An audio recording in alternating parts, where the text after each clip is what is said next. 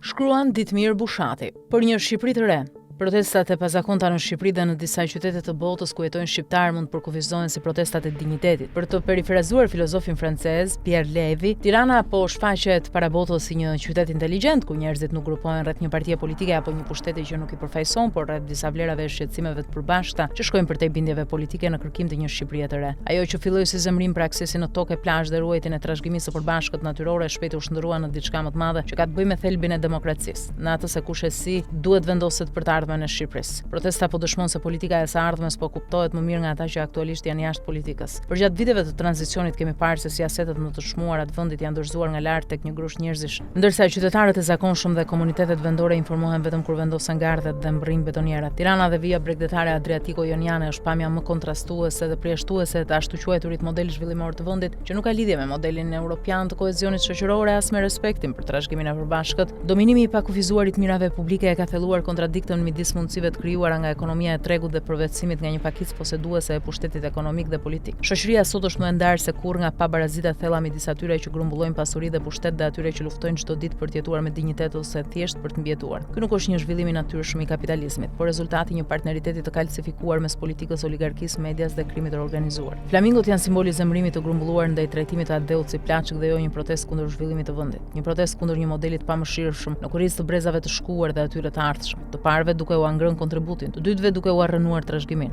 Ndaj kërkohet një reflektim politik dhe veprim i vërtet, para si gjithash nga Partia Socialiste. Mohimi i realitetit tallja me protestuesit për qëndrimit tek numrat e pjesëmarrjes, renditja pas teorive konspirative, akuzat për fqinjet, apo mediat prestigjioze ndërkombëtare duke anashkaluar thelbin e zemrimit popullor që ka vështruar rrugëve, u ngjajnë lojës me zjarrin dhe vendosin në pikpyetje të ardhmen e Shqipërisë. 13 vjet më parë, teksa mbyllnin fushatën zgjedhore të 2013-s në Shkodër, Edi Rama dhe Partia Socialiste u zotua para shqiptarëve se do t'u jepte fund fenomeneve gryese të tranzicionit, duke jetësuar fjalët e Gjergjfishtës se për me sundue një shtet nuk është mjaft dhelpnia, dredhia, intriga, batakçilloku, rrena, tradhtia, duhet nder, dije, urti, burrni, qese çka duhet. Mbi këtë zotim të thjesht, por të fuqishëm u kërkuam shqiptarëve besimin për të qeverisur dhe jo sunduar. Zotimin se do të ishim një parti e ideve dhe idealeve dhe jo e pushtetit si qëllim në vetvete. Se do të punonim për drejtësinë shoqërore, shtetin e së drejtës dhe përfaqësonim interesat e shumicës, se do ishim një parti që do të matej me pritshmëritë e qytetarëve dhe jo me shfrytëzimin e dobësive të kundërshtarëve, një parti dhe qeverisje e dallueshme për vizionin, pluralitetin e ideve dhe personaliteteve politike dhe jo një parti që asfikson mendimin, narrativën dhe veprimin politik. Protestat e këtyre ditëve janë pasqyra më e qartë se nuk u kemi qëndruar besnik parimeve e zotimeve të mësipërme. Censura në mediat kombëtare dhe transmetimi i protestës fillimisht vetëm në pak media, rrjete sociale, më pas nga mediat prestigjioze ndërkombëtare, më solli ndërmend gjendjen e vështirë të vitit 90 edhe ngjarjet tragjike të viteve 96-97 ku mund të informoheshim për çfarë ndodhte në Shqipëri vetëm përmes zërit të Amerikës, BBC-s dhe gazetës Koha Jon. Ndaj është e domosdoshme të dilet nga gjendja e mohimit, kërkohet ndjesë për gabimet e të reflektohet për çfarë duhet bërë për të mos humbur arsyen pse ekzistojmë, trashëgimin dhe kontributin e pamohueshëm të PS-s që prej themelimit të saj në drejtim të punëve të vendit, pushteti si qëllim në vetvete.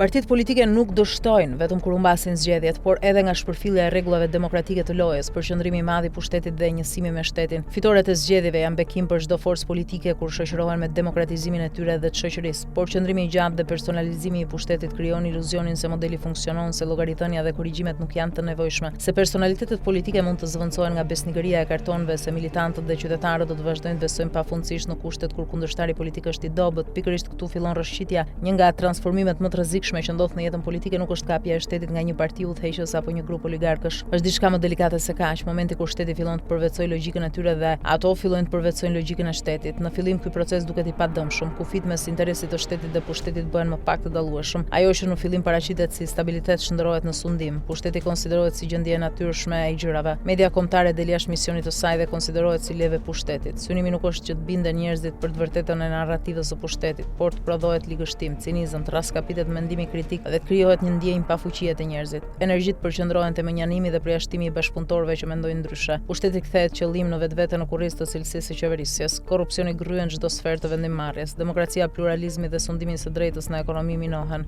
Voshti i vlerave programatike dhe idealeve rreth të cilit grupohen njerëzit në parti zëvendësohet me kundërshtarët e dikurshëm dhe oportunistët të cilët përfaqësojnë sot pushtetin më shumë se sa socialistët. E gjitha i ngjan një lloje tregu dhe jo logjikës demokratike. Pikërisht ky është kurthi para nesh. Ne shqiptarët nuk kemi vuajtur nga mungesa e udhëheqësve të pushtetshëm, por nga mungesa e burgshtetasve të mençur e patriotë që sakrifikojnë pushtetin për shtetin, që nuk bëjnë pirueta diplomatike në funksion të mbijetesës politike duke vendosur në rrezik sigurinë kombëtare. Momentet më të arta të historisë sonë janë të lidhura me përpjekjet e përbashkëta për të nënshtruar rregullave të demokracisë. Demokracia nuk ndërtohet mbi idenë e pushtetit të përhershëm, por mbi idenë e kufizimit të pushtetit në të gjitha nivelet. Kur pushteti personalizohet tejskajshmërisht, tundimi më i madh nuk është abuzimi me të, por normalizimi i gjithçkaje. Normalizimi i idesë së barazimit të udhëheqësit me shtetin, normalizimi i idesë se kritika ndaj pushtetit është kritik ndaj vendit, normalizimi i idesë se kundërshtimi është pengesë dhe jo kontribut, normalizimi i idesë se çdo segment i shoqërisë duhet të funksionojë në harmoni dhe në shërbim të pushtetit. Asnjë prej këtyre proceseve nuk ndodh brenda natës. Pikërisht për këtë arsye janë vështira për të identifikuar në kohë. Ato nuk paraqiten si devijime spektakolare, përkundrazi paraqiten si zgjidhje praktike të mbështjella me shije estetike. Megjithatë, eksperjenca botërore tregon se rezultati është pashmangshmërisht i njëjtë. Shoqëria fillon të organizohet rreth nevojave të pushtetit dhe jo pushteti rreth nevojave të shoqërisë. Në këtë pikë keq përdorimi i pushtetit pushon së qenë një seri rastesh individuale dhe fillon të bëhet simptom e një problemi më të madh. Ai nuk lind sepse pa pritur shfaqen njerëz me vese që nuk i rezistojnë tundimit të pushtetit apo andar dhe pas shpine, por sepse mekanizmat politikë që duhet ta frenojnë janë shkallmuar nga pushteti. Arreshtimi vlerësohet më shumë se integriteti. Nxjerrja e përgjegjësive politike dhe garantimi i integritetit të detyrës publike konsiderohen herezi. Lojtarët ndryshohen. Populli tentohet i hidhet hi syve përmes proceseve gjyqësore që ngjan me episodet e Netflix. Ndërkohë loja e zakoneve të vjetra avion e patrazuar. Për të ndarë nga kjo gjendje është e domosdoshme të sigurohet ndarja e shtetit nga pushteti. Është gjithashtu e rëndësishme të rizbulojmë të fjalëshin e harruar ne, si në vendimarrje ashtu edhe në shpërndarjen e pasurisë dhe pushtetit politik në dobi të popullit. E keqja më e vogël dhe jo alternativa më e mirë. Në vitin 2005 Edi Rama paralajmëronte se Partia Socialiste kishte gabuar kur ishte matur me dobësitë e kundërshtarit të atëhershëm në opozitë dhe jo me pritshmëritë e qytetarëve. Ishte një mësim i vlefshëm atëherë, është një mësim edhe më i vlefshëm për situatën e krijuar sot. Një parti serioze duhet matet me pyetjen më të vështirë nga të gjitha, apo e përmirësojmë jetën e njerëzve aq sa ata presin prej nesh? Që prej vitit 2019 kur opozita u fut në një spirale vetshkatruese, pushteti përvetsoi logjikën e tregut në politikë, duke marrë kundërshtarët e deridjeshëm e duke i graduar në funksione të ndryshme të pushtetit. Prej një kohe të gjatë socialistët nuk janë pjesë e vendimarrjes. Distanca mes socialistëve dhe pushtetit është më e madhe se kurrë. Në parti nuk zhvillohet asnjë debat programor, asnjë llogaridhënie për kostot shkaktuar vendit, asnjë gare konsultim, por vetëm aktivitete me skenar dhe regjit përqendruar. Reagimi i socialistëve në ceremoninë për ndarjen nga jeta të Fatos Nanos përveç se shprehi respekti për një periudhë ku në Partinë Socialiste mbizotronte një frym demokratike dhe gare, e cila i dha vendit ekuilibër politik dhe paqe sociale në momente kritike, ishte edhe një shprehje frustrimi